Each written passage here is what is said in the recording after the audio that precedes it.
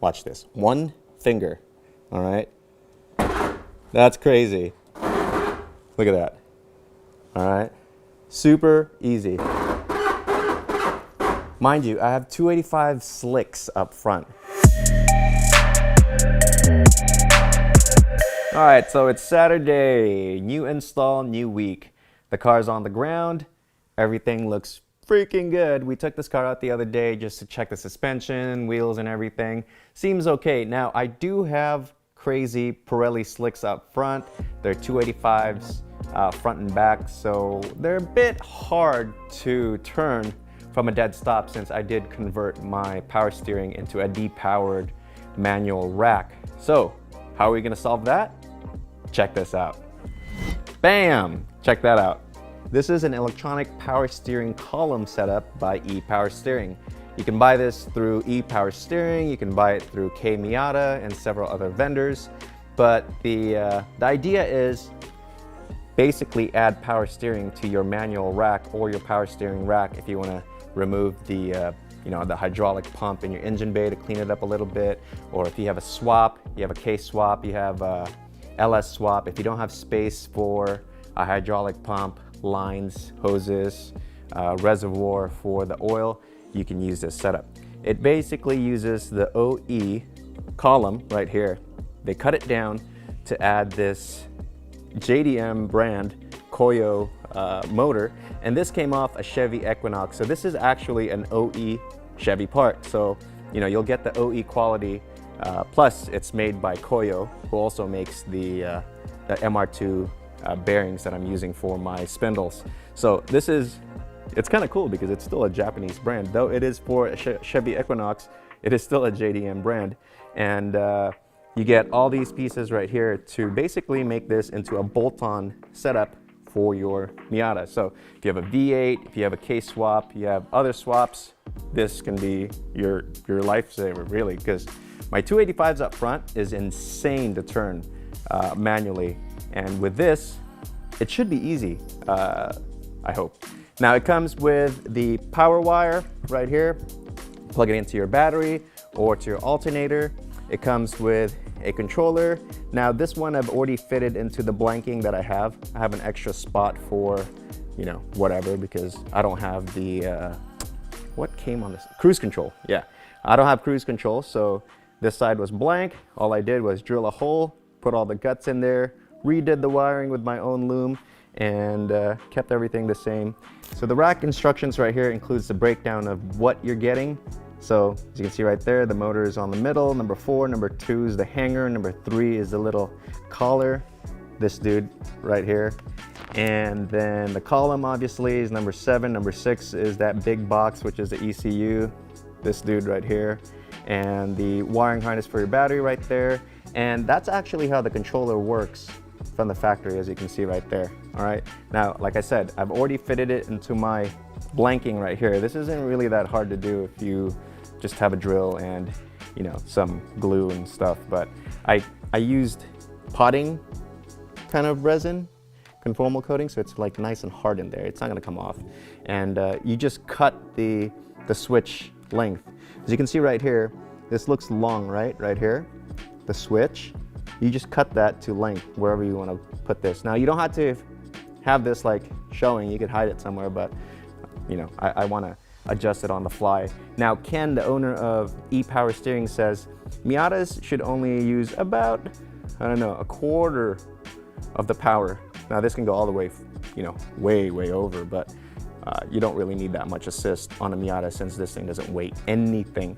Now this setup right here might look a little bit different from what you're gonna get because I actually shortened the wires right here for my application because I don't want extra wires, but some people do want extra wires. So I added my own twist to this. I cut it in half, added my looms, repinned this, and it's like everything I have on my car. It's all very customized to my look. I swap all the hardware too. See that right there? Not button caps. Those are all stainless steel. All the hardware is now the same thing, stainless steel, and nice and clean, as you can see right there. Now, you don't have to do this, obviously. This is just to kind of have a cohesive look with my setup, because my setup uses all those hardware. So one thing to note, Ken from the e-Power Steering Company, they rebuilt these and they're really nice. They I don't know what they use. Kind of looks like Cerakote, but I'm assuming it's just paint. Looks really good. So let's take apart the OE and let's see how this fits. Inside the car, depending on how your setup is, you might need to remove the OE steering wheel or your aftermarket hub. As you can see, mine's already removed. I took out the main nut right here. I think this is like a 21 millimeter, if I remember correctly, but you might want to double check. The steering cover right here is going to need to come out, and then the bottom cover needs to come out as well. The side corners right here, that and that, I don't think we need to remove those, but we might need to. I'm not sure if they're even removable. But the controller is going to be right here where the L and R is located. This is for the power mirrors, but I don't have power mirrors anymore, so I need to take that off. If you guys remember when I did the push start setup, I moved this from the other side. This is my dimmer. I still need my dimmer, and this is a defroster. I added this defroster when I got my hardtop. So depending if you have all these, you might need to figure out where to put it. We need to pop out the bottom right here. Now, you gotta remember where these screws come from, because there's actually one machine screw down here, and sometimes it's easy to forget where these things come from. So it's best to kind of label them on a piece of a cardboard and stick them on the cardboard.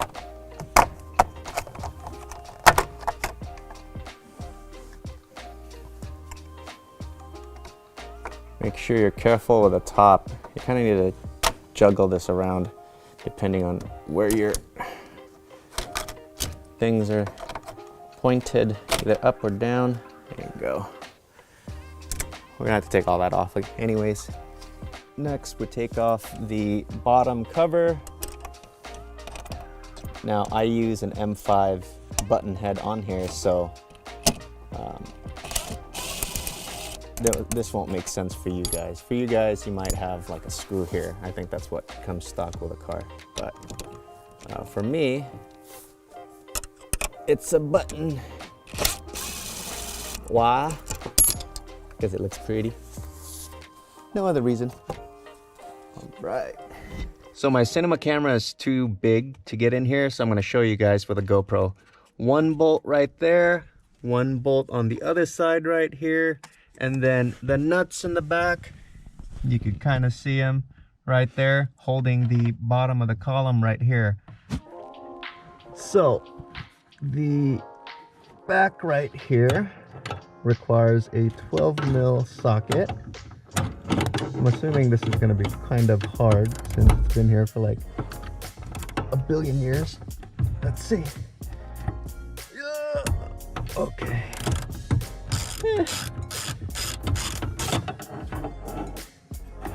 Felt like 20 foot-pounds or so. Here's one. Now the other one. Oh, okay, I see you. Man, I wish I wasn't so fat. Ish. I need to be small, maybe like Nana thin. Because man, working on Miatas, sometimes you need to be the size of a 8-year-old to reach some of these spots. Guess it doesn't help that I have my seat still on, but oh well. Okay, okay. Can we reach in there? Okay. Okay.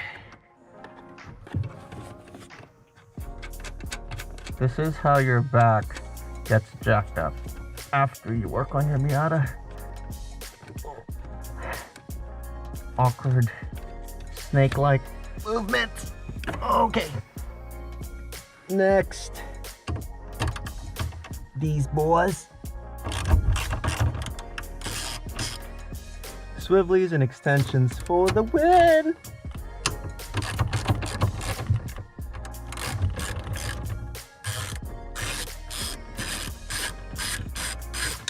Okay. Now, even if you're not doing power steering column, these two bolts right here, sometimes you need to remove them and shift the shims forward to get rid of the play. Sometimes these columns can have like play like this, and it's just because of this washer. This washer slides out, gives you some play. Okay, so column looks like it's free to potty. Next, you're gonna go back here and take out this nut on this U-joint and the cover, and everything should just pop right off. So we're gonna try to remove this right now in one piece. Okay, no more wires, everything's good. Right, here we go.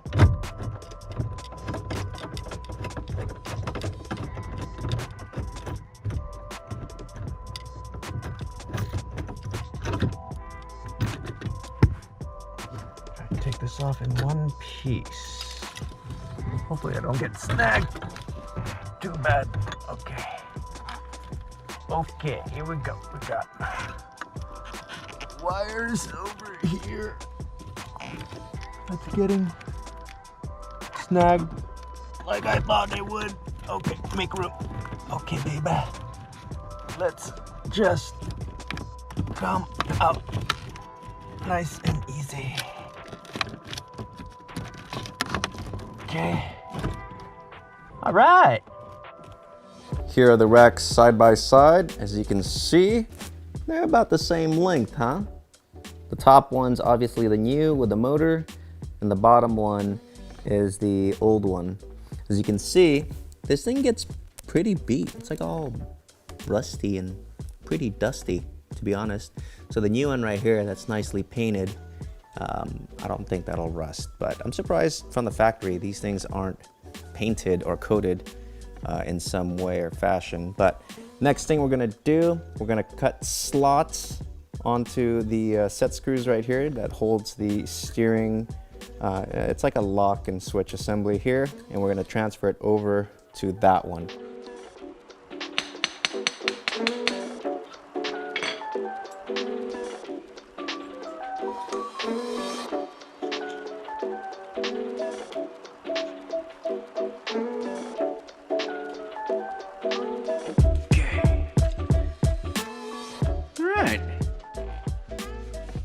Only thing left here is the key. So what I'm gonna do for this, you can either use a Dremel to cut a slot on here to twist it, or you can use a chisel to back this out. This is basically just a screw, but it doesn't have a head. Funny, huh? So you're gonna need to back it out. You could use a Dremel to cut a slot on it to back this out, or you could use other things, but you could use a chisel to back this out. And you'll start seeing it move. Once you have it moving, you can just pop it out. So we're just gonna do this for a minute here. Hey, mate. Okay, wow, for an M8 bolt, that was not tight at all. It's been about 2 days since we started working on this car. It's been delayed a little bit because I wanted to get a new combination switch right here that you can see. The old one right here has a broken clip or a tip, if you look closely right there where the clock spring would go. The new one right here has both of them, they're little prongs. And also the markings have been kind of rubbed off on the old one because it's 25 years old. And this one right here is nice and fresh. The local dealership didn't carry this, so they had to order it. There's about 5 in the country, so now 4 because I have one of them. So these things aren't really like, it's not really a common part that anyone carries. And it's kind of expensive, to be honest. I think MSRP was about 500 bucks. I'm just replacing it because of those broken pieces, and then, you know, the markings right here is rubbed off. Okay, here's the final setup. So you can see the Circuit Sports hub is back on. It's not tightened yet because I still might need to rotate this, but it's back on. The signal assembly is back in. This is for the wipers, this is for the signal over here, but everything's back on. This cover right here, the little top clamp, I redid that and it's painted nice and silver instead of being nice and rusted. And I added the dots right there to signify that this has been checked and torqued. So as you can see, the control panel is going to be right here by the dimmer and my defroster. And then the wiring, which is down here, So we have this guy right here, the gray. This is gonna go to the motor ECU by itself. And then this guy right here, all right, my ATA circuit, basically that's what it is. You could put it anywhere in the fuse box behind here, I'm gonna show you in a minute. And you just pick a slot. What I'm gonna do is I'm gonna use the 15 amp closest to the outside of the cover, which is the engine one. And then the last one with the eyelet, this guy right here, whoops, this guy right here, just needs to go on the ground.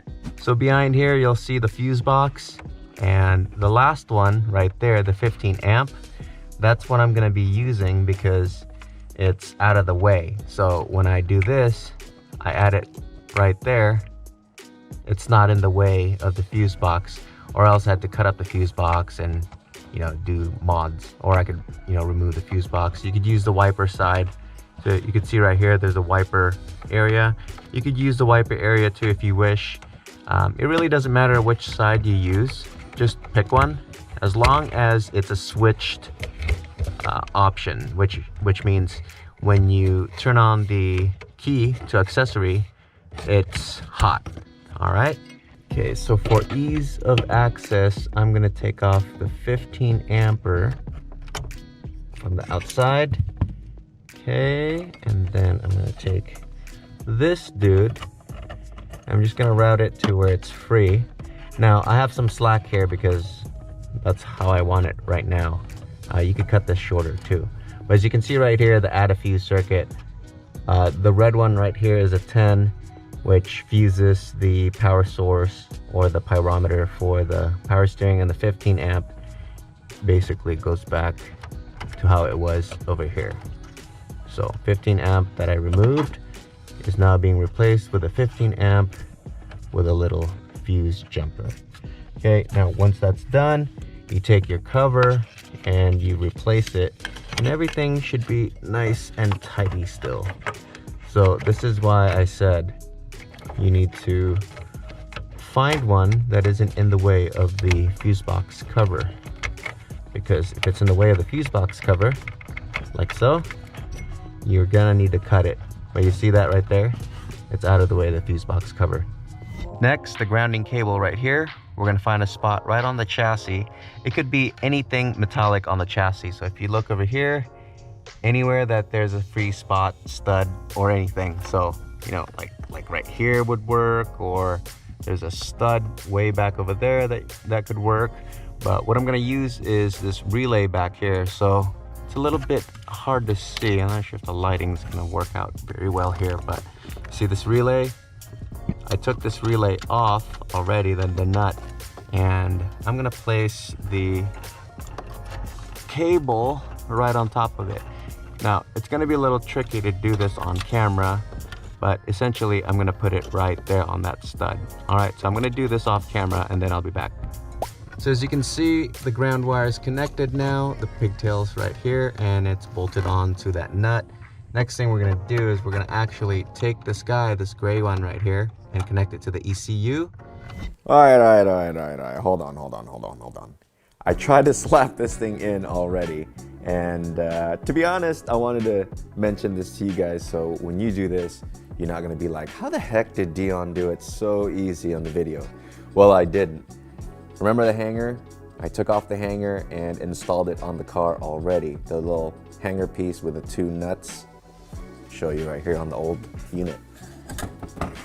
The old unit right here still has the hanger. Remember that hanger from earlier?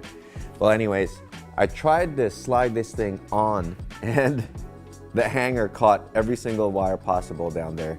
And the motor right here actually comes really close to the heater control module, you know, assembly on the right-hand side, on the bottom of the floor. But it'll slide in there. It's really close, and the brake light switch will probably get smashed a little by the wiring, so you need to move that around, just FYI. And I also took out the switches right here, the combination switch, this guy right there, because it's also a pain in the butt to juggle that around when you're installing this. So just a few just a few pointers, after I've attempted to do this. So what I'm gonna do is I'm gonna attempt to do it again without all those components connected and see if it's easier. Let me show you what's going on inside. All right, inside the car, this is what we've got. Like I said, the wiring harnesses right there, you can move them out of the way, but if you don't, those things will get caught and it's a total PETA. And right there, that's the little hanger all the way to the back. Let me zoom in real quick. See that? I've already installed it. You see the red dot on the 1 o'clock position there. So what I'm gonna do is I'm gonna hopefully just drop this whole assembly in. And on the right side right here, see that white spot? That's where the motor will rest. But it comes really close to hitting, it's not gonna hit. The trick is just to move this slightly to the side and you should be okay. And earlier, I showed you guys how to install the switch, this boy right here. All right, so pretty easy. I used the ATA circuit, added it to the engine, I guess the engine fuse, and then this goes to the ECU. After I'm done, I'm just gonna take all these wires, zip tie them out of the way, and we should be good.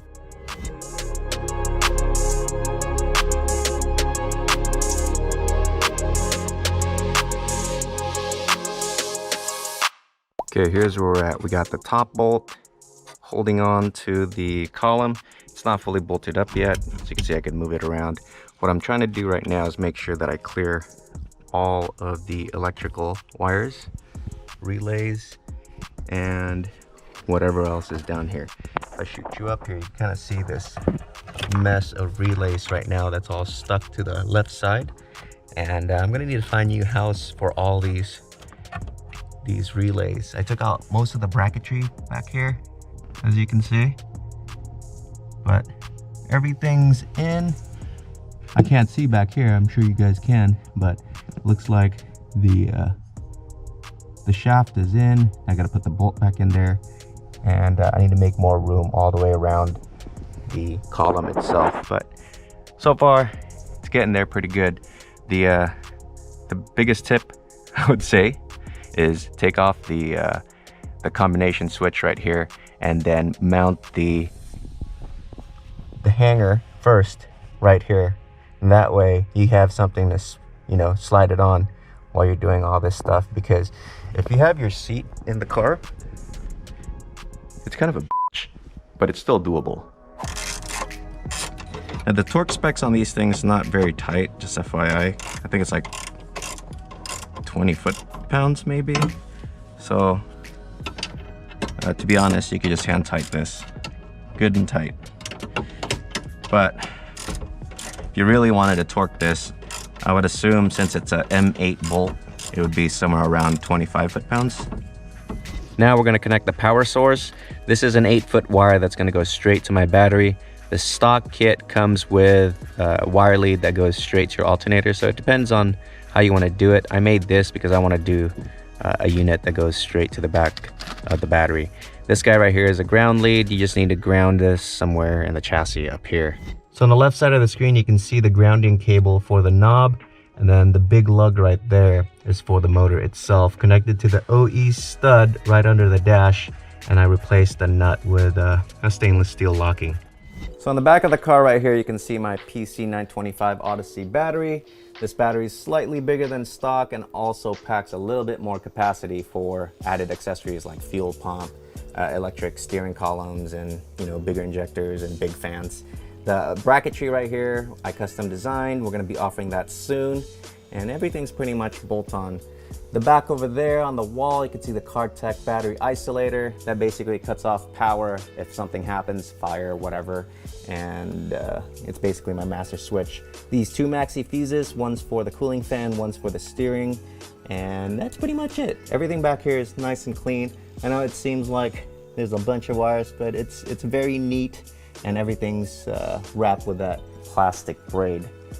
Here's the finished product. I didn't want to have to go through every single step of putting everything back on. It's basically the reversal of the removal, but as you can see right there, everything looks factory. You can't even tell that there's a power steering unit under there. It's a very tight fit, I must say, but it all fits in there. The wiring's a little bit tricky. That probably took me the most time, is trying to figure out where to put the wiring, because you know the stock steering column is very, very compact, and the new one's quite big, and I had to figure out very creative ways to move all the wiring out of the way without putting unnecessary tension on it. As you can see over here, we got my Contact quick release with my Rivery full carbon fiber steering wheel. The hub right there is from Circuit Sports, and everything works together. Now I'm gonna show you how this thing actually works. All right, right now the car is off, there's no power. I'm gonna try to move the steering wheel, all right? See, lots of grunting, no moving. All right, now we're gonna turn it on. Now, the button right here will adjust basically how strong the assist is. You could go 0, and then you could go quarter, or you could go full send. I'm just gonna go full send right now to show you guys how this actually works. Watch this, 1 finger, all right? That's crazy. Look at that. All right, super easy. Mind you, I have 285 slicks up front. That is a lot of tire and a lot of grip, and I can turn the steering wheel with 1 finger. Look at that, so awesome. If you wanted to do less, you could turn this down, and it'll feel kind of more natural, all right? You can't do this with 1 finger, kinda, but it depends on the feel, how you want it to basically drive, all right? So I prefer it maybe about a quarter, and that's pretty much what you need on the Miata. And it feels very natural, feels kind of like the OEM power steering, all right? The hydraulic. If you send it all the way, it feels like a Volvo station wagon, you know, very comfortable, super easy. There's a lot of assist, you don't have to worry about anything. Now, the only bad part about that is this isn't like vehicle speed sensing, right? So when you're going, you know, 80 miles per hour on the freeway, it is very, very sensitive. And I don't like that. I mean, some people do, I don't like that.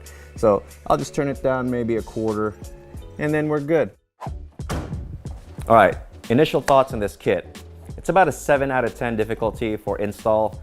The trickiest part, I guess, is moving all the wiring out of the way, because the stock unit, the stock steering column, is a very tiny, compact unit, basically a stick. And then we add this giant bulky thing with a motor, with an ECU. The funny thing is, once the cover is on, you can't tell that it's actually there, so that's a good thing. Just trying to move all the wiring out of the way and zip tying them so they don't pull on each other is a bit tricky. The brake light switch was actually trickier than I thought, because it's literally on the back of the some of the wiring looms. So you'll see what I mean if you try to attempt to do this, but that's probably like the hardest part, is just finding room for the wiring. As far as dropping in the steering column, it's, you know, 2 bolts and 2 nuts. That's pretty much it. I would mark where my center is just in case, but if you have a quick release and a hub, you just slap it in and then find the center. Just, you know, I don't know what the teeth is. I think it's like 36 teeth on the spline. You can just turn the wheel until it's centered. What I did was I marked the front right here so I know where the center is, and I just put it back. But I mean, that's not really the hardest thing here. As far as feel, it is insanely crazy when you turn that thing all the way up to 100%. It feels like a Cadillac.